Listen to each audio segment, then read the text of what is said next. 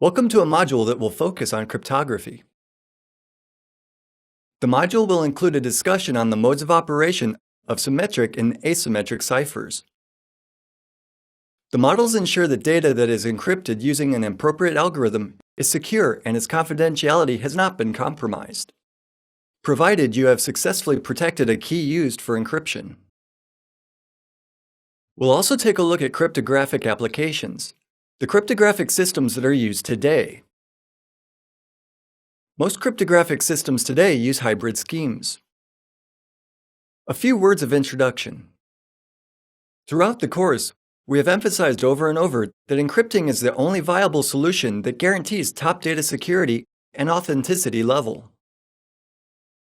Data protection by means of access control lists is efficient only in a running operating system that implements the mechanism. Applying encryption, however, guarantees the data will remain encrypted whether it's located on a disk or sent over a network.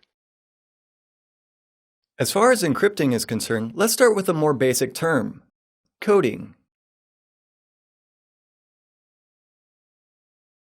Coding and encryption are similar in nature. They are comparable processes or operations. Coding is, however, more broad in scope. When you talk of coding, you refer to the process of translating programming expressions from one language into another. Computers are coding machines. Letters and digits you press on the keyboard are in fact transformed into bits by the machine. Computers interpret bit values, 0 and 1 states.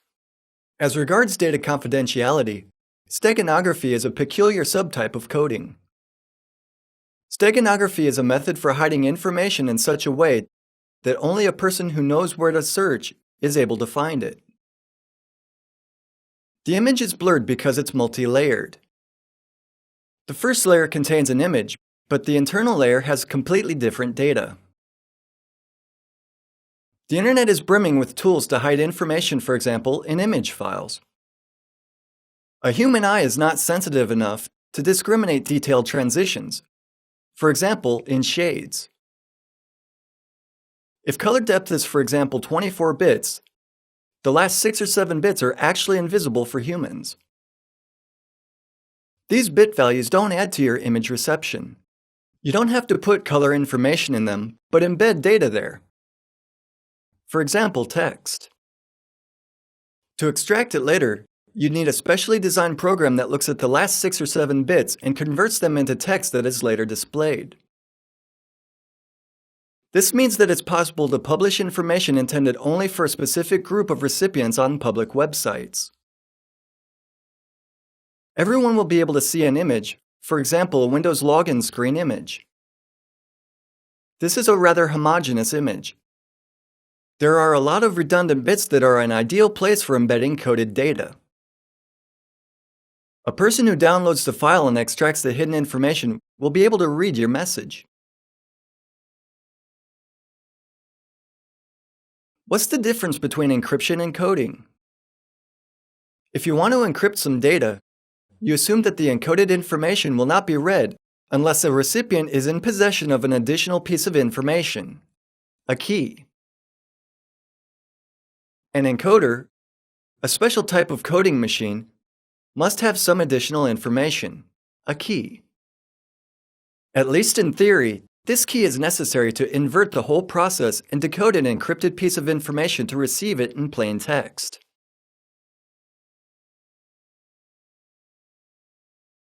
Let's now briefly explain the terminology. The first term that is of note for us is cryptography, a set of techniques for encrypting and decrypting data. All algorithms for encryption, ciphers, will operate following one very general formula.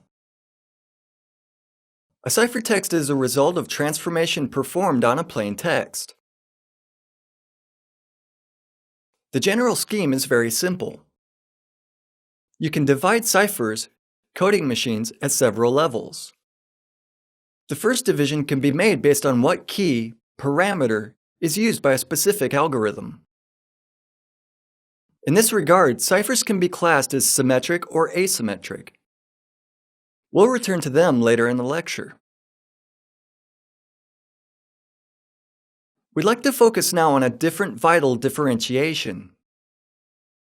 Algorithms can be either public or secret. Quite frequently, software is sold and marketed as 100% secure.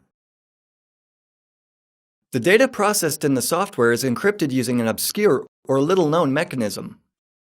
The assumption is that we, users, should not know about used ciphers. This knowledge should only be shared between software architects and programmers. In practice, this secrecy could mean that the software simply tries to cloud for some reason using a common algorithm, or that the producers have implemented in it some proprietary encryption solution. This is a significant issue. If this is true, this violates one of the fundamental cryptography laws formulated by August Kirchhoff, that is named after his Kirchhoff's principle.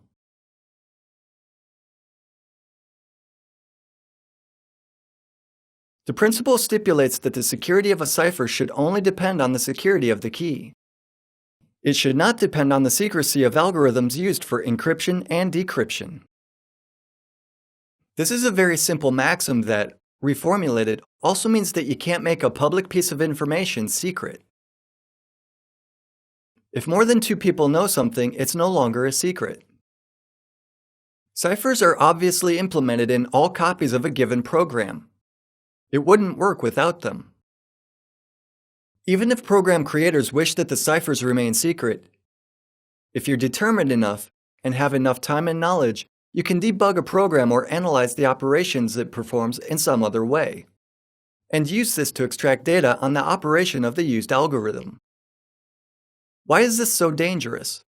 When you try to veil something, it's not usually to hide dependable and tested solutions, but to obscure the solutions you wouldn't want to share for a number of reasons.